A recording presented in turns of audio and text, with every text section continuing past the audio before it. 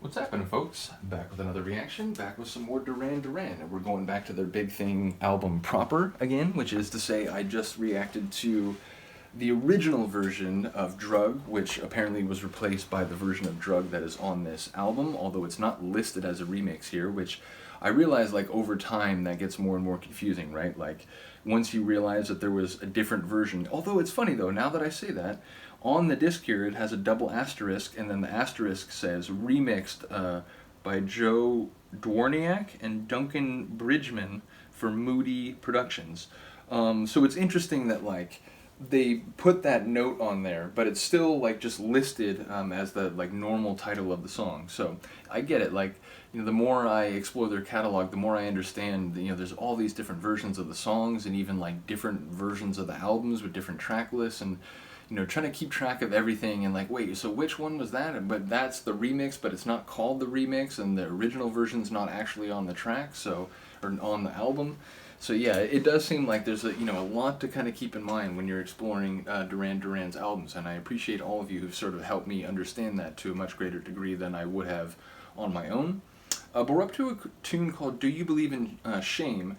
I mentioned it when I did the reaction to the remix here of Drug, when I got to the end of the video and I was looking ahead, and I was thinking that's an interesting title, you could take that a number of different ways, and I think someone commented, I hope I'm remembering this right, but I think someone commented and said this is the third of the three tunes in which Simon sort of addresses his friend who died when they were teenagers. So if I'm getting that wrong, I do apologize, and, you know, let me know what tune it is. But if I remember correctly, I think that's what someone said. So that does kind of change, or at least, like, give me an extra sense of gravity in terms of the way that phrase could be taken. You know, do you believe in shame? You're asking someone, do you believe in humiliation? Do you believe in embarrassment? Do you believe in a social scenario in which your state of affairs or your behavior would be perceived in a way that would lead you to ultimately try to hide what you've done or alter your behavior because out of, you know, fear that you will be judged. But it could be also, like, asked in a more sarcastic way, like, bro, do you even believe in shame? Like, where you're actually sort of, like, amused at the lack of care about how you're, you know, being perceived by others. So it could be used more directly in terms of, like, you're wondering, like, you know, do you actually, like, think that's real? But it could also, I think, be used a little more sarcastically or comedically. But again, knowing that this may, not knowing, but thinking that this relates to Simon's friend who died, it does sort of make me, you know, back off on the sort of sarcastic interpretation and wonder, you know, this is a more, like, emotionally saturated and, like, serious question that's being asked of another person. Although if it's being asked of a person sort of posthumously, it's one of those, like, really powerful things where, like, the narrator, through this dialogue with a departed friend or associate, is trying to come to terms with what has happened and, you know, why it happened and so on. So yeah, if I'm remembering that right, I feel like maybe there's a line of interpretation that I would not have necessarily been privy to. So I hope I'm remembering that right. If I am, shout out to those of you who brought that to my attention. But yeah, let's get to it. This is Do You Believe in Shame by Duran Duran on their 1988 album Big Thing. Do you believe in love? Do you believe in shame? I like that. Like a feather. Love can conquer all, then why do we only feel the pain? Love can conquer all, then why do we only feel the pain? Heard you sang in the stone. Maybe heard you laughing in a line of static on my telephone. Maybe it heard you laughing in a line of static on my telephone. Oh, wow. Was that a case of rust?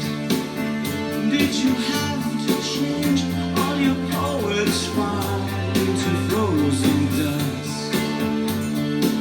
I try to justify it. God, I love that that kind of, I'm not even sure what to call it. It's not a drone, but it's like this electric kind of deep and like dark kind of sting that like bends around to the front of the track.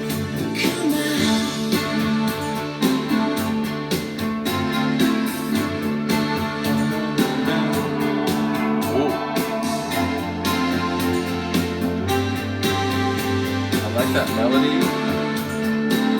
Oh, yeah, there's so many little like accentuating touches that Rhodes incorporates.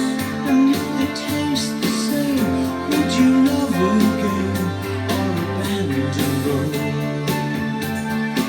I don't think I'll ever can.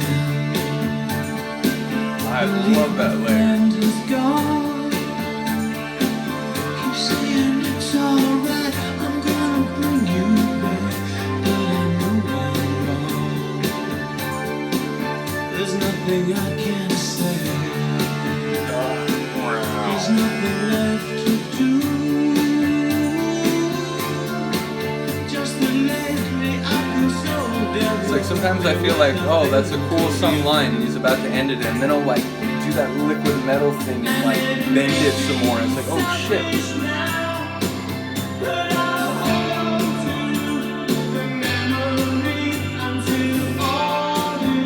I feel like I am remembering this right. This has to be that song. Oh, talk about holding on to memories and washing them away, or having them washed away.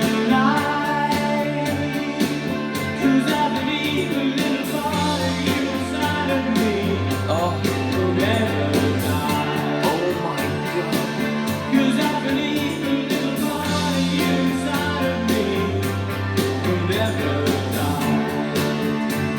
The little part of you that's inside of me will never die.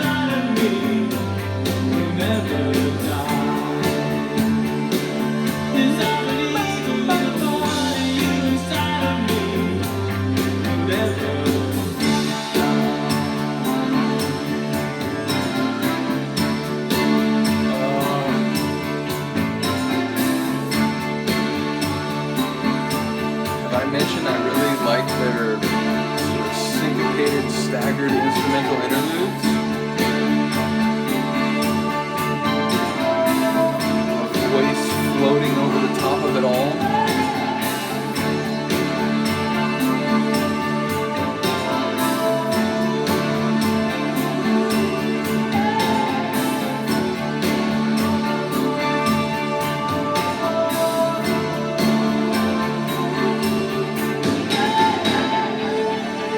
Felt the power of that song, like lyrically, emotionally. I don't think it sounds as melancholic as Ordinary World, but I think it reaches the same level of emotion in a different way. Yeah, that was incredible. And that line about, believing that a part of this departed person lives on in him, in his mind and his thoughts and perhaps his actions.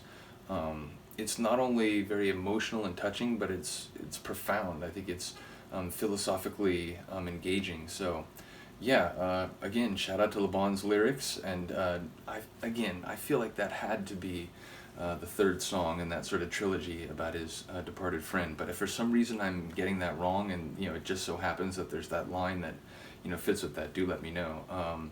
But yeah, that's really good, and I want to hear it some more and sort of really kind of appreciate the emotion that I feel like I can sense, but I haven't been able to like fully unpack yet. So yeah, love that. Let me know what you think of that one, and then when we get back to this album the next time, we'll be up to Palomino. So that's a tune a number of you have talked about, including a couple people who were like, Big Thing's not really my favorite, but Palomino is a really great tune. So once again, it's a testament to their quality that even when fans aren't over the moon about a particular album, there's still several songs that they can really get into and enjoy. So yeah, that's what we'll be up to the next time we do this album. Other than that, thank you for listening and watching. I will see you next time.